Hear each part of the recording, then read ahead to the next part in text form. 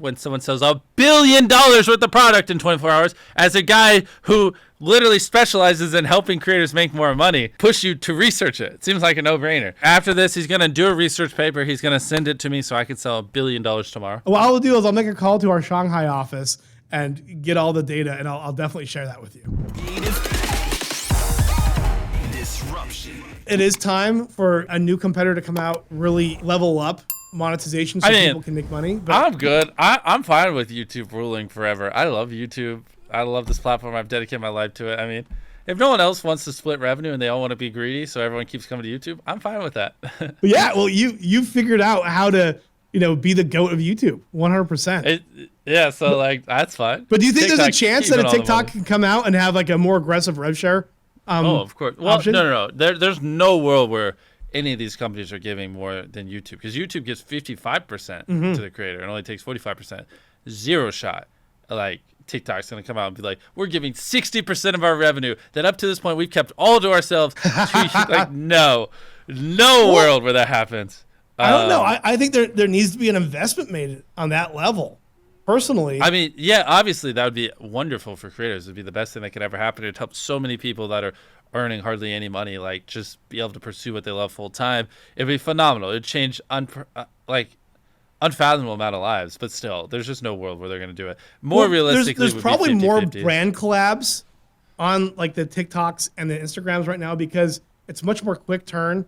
It's easier to execute for a lot of brands. And we're doing a lot of brand deals on TikTok now. Because they're just not hard to do. Yeah, they're just very easy. And so if one of these platforms that have like a huge audience and it's more focused around short form content, that could become a huge vulnerability for YouTube in the future, personally. Because if they can figure out how to monetize it, make it so people are making more money in a more easy, and simple way, I think that's going to be game changing. And I think that's what would disrupt the space. I think that's what we're kind of already seeing on TikTok is like some people I talk to, they're like, why would I even want to be a YouTuber? It's much easier to be a TikToker. It's much easier to make content on TikTok, and that's just how it's kind of always been. Like YouTube is definitely one of the hardest platforms. Thankfully, right now, it also has the most monetary upside. So there's a reason to put in the extra effort. But you're right. It'll be interesting to see like if there was but also YouTube does have shorts and they are, it's easy to tell that they're betting heavily on shorts. So I would, if anything, say that YouTube would figure out a rev split on shorts before TikTok does. I don't know though. I'd have to really study and see what they've been working on to give a super educated guess. But my gut's telling me just because Google is the king of this type of stuff, and they've done it between Google AdWords and they're the king of advertising, like digital advertising. Exactly. Well, and they just have so much experience with the partnership program and paying out people through Google and stuff like that I would bet that they would have a rev split on YouTube Shorts up before TikTok does. That's what my gut's telling me. Also based on literally nothing but my gut. I was hoping that they would have one immediately. Now that's tough to do when you're trying to prove out a market fit. How do you even do it though? Because like there are no ads shown on your short. I don't even think Shorts has ads right now, right? Or so no, it's like what? I don't think it does. They have a much smaller fund. Well, it's probably like if your short is shown and they swipe up to go to the next one, aka your short didn't cause them to leave the platform, and then they're shown an ad. But even then, like they're not going to show an ad every other short. So it's probably like a ratio of like 10 shorts then an ad. So like what do you take the 10 shorts they watch before that ad and you divide the 50% that goes to creators amongst those 10? Like it's not even like clear cut because the ads aren't shown directly on it. It's like Facebook. They don't share the revenue they generate in feeds with creators, you know what I mean? So it's like, also, why would these companies want to? Facebook's printing tens of billions of dollars a year on these in-feed ads. But they're going to have to. In my opinion, they're going to have to. Because I think for the first time, because you're now hearing Zuckerberg talking about creators a lot. You have, of course, Susan from YouTube doing it. Everyone is definitely starting to talk more about the importance of creators on their platforms, because the truth is these companies that are worth more than any other media company, in the history of, mankind have not made it a priority to really rev share with all these different creators. But I believe that they're coming to the realization that people are on their platform a big part of the majority of the people on their platforms are on there because of the content that they're consuming, which is by creators. 82% of the views on YouTube are from content creators, from YouTubers. So you're saying 82% of the viewership that comes to YouTube is because a creator brought them there? Yes, 82% of the views on YouTube are creator views. And then you have on Instagram, it's around like 85%. Yeah, when I upload a video, sorry, I did the thing where I cut you off again, but I'm offended, but it's okay.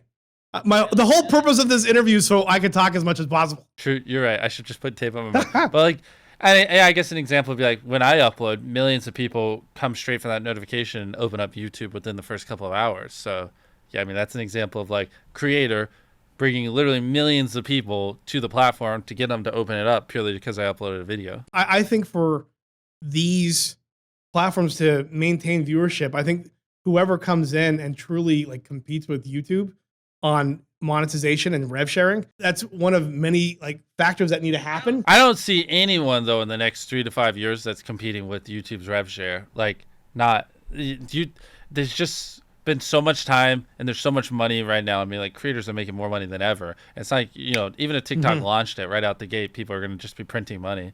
Or maybe they are. I have to see. Like, the big thing is like shorts, because also there's not a clone of YouTube. So there's no one even that's like, oh, well, if they just gave 70%, then people would switch over. That doesn't exist right now. But what does exist is the war between TikTok and Shorts, and that will be interesting. Like, which one do they monetize and rev split? Which one would do it? And like, what does that look like? Because I could see a mini war going on there. Sure. But it's like, it's technically in their best interest for neither of them to ever do rev split on Shorts or TikTok. You know what I mean? Because like, then they just keep 100% of the money. Well, you know what short I mean? term, but long term, could they end up being irrelevant because there's not as many creators supporting their platform with their content because they're finding other areas of monetization. But TikTok's not going to die. I mean, we're all too hooked, and people are going to do it because, you know, I mean, I have friends who can get $100,000 for a single TikTok. You know, so they're still making money. You know, it's interesting to see what they've done with like Douyin in China, where it's one of the top revenue generators when it comes to live shopping and when it comes to like live streaming. And so as live streaming becomes more and more of a thing, that will be very interesting. Have you had success with live streaming?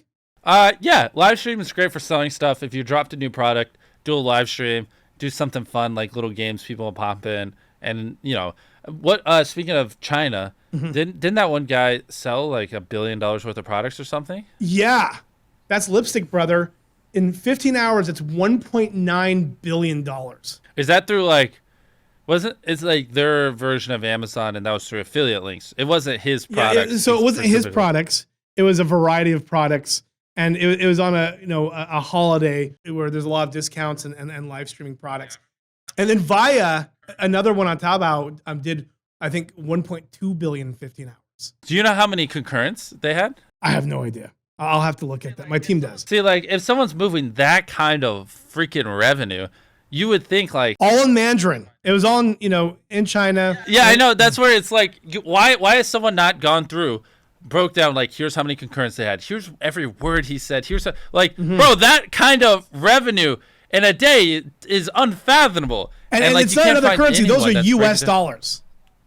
Yeah, someone should do a research paper on this. Like, why haven't you? What are you doing? Hey, I feel like I've become a broken record because I keep dropping these numbers. But yeah, you're right. Someone should go deeper into it. I'm gonna make sure my team does this. I'm gonna make sure my team does this before this video comes out on the 23rd. Yeah, like, I want to know how long was he streaming? What did he do while he was streaming? What did he say? And like, how many concurrents bro, if that guy was only averaging like 200,000 viewers throughout the time and he managed to move that kind of, he had to have been averaging over 1 million concurrents. There's just no world where he's not. The creator that we're talking about before them, and over there, in China, they call them KOLs, key opinion leaders. I believe the record before Lipstick Brother, and I believe it is 1.9. I might be wrong. It might be 1.6, but is, very close. After this, he's going to do a research paper. He's going to send it to me so I can sell $1 billion tomorrow. Yes.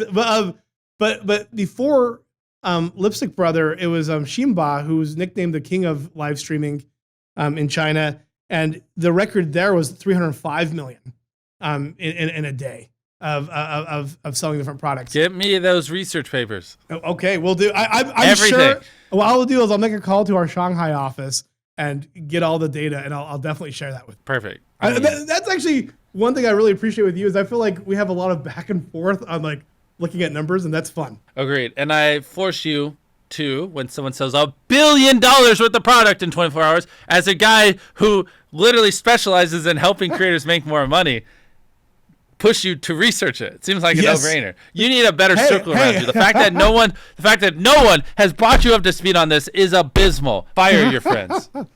I gotta have you on as soon as possible again, because my self-esteem is going through the roof. No, you're right, and I'm sure we have much more data points on that. I will definitely have my team look at that, but it's insane. I mean, so you've had success with live streams and pushing product with live streams. When are we going to be seeing those types of numbers in the West? And what platform is going to be the winner when it comes to live streaming?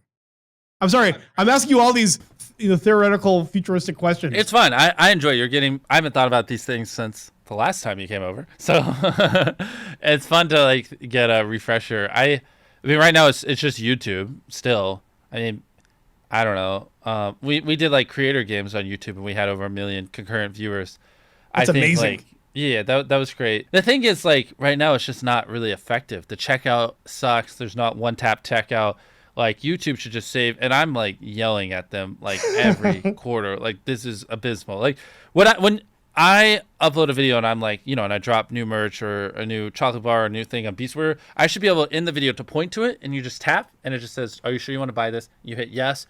That's it, and it ends up on your front doorstep. Nothing else. It should just then send to my Shopify account your address, your payment info, everything, and just that's it. Like, it should be frictionless. And the fact that it's not like that on YouTube is abysmal, and it pisses me off. It's literally stupid that, like, they have the merch shelf below video still, and every time, like, if I'm watching a creative disruption video and below your video you have the merch shelf, I tap, I gotta go to your website, gotta enter my payment info, my shipping address. It's a lot of friction. It takes like 10, 15 minutes. And then if I'm watching pick a different video, I don't know, an ARAC video, same thing. I want to buy his shirt. No, it should just save my information from when I bought stuff below your video, and then I should just one tap below his video, and it be shipped to me.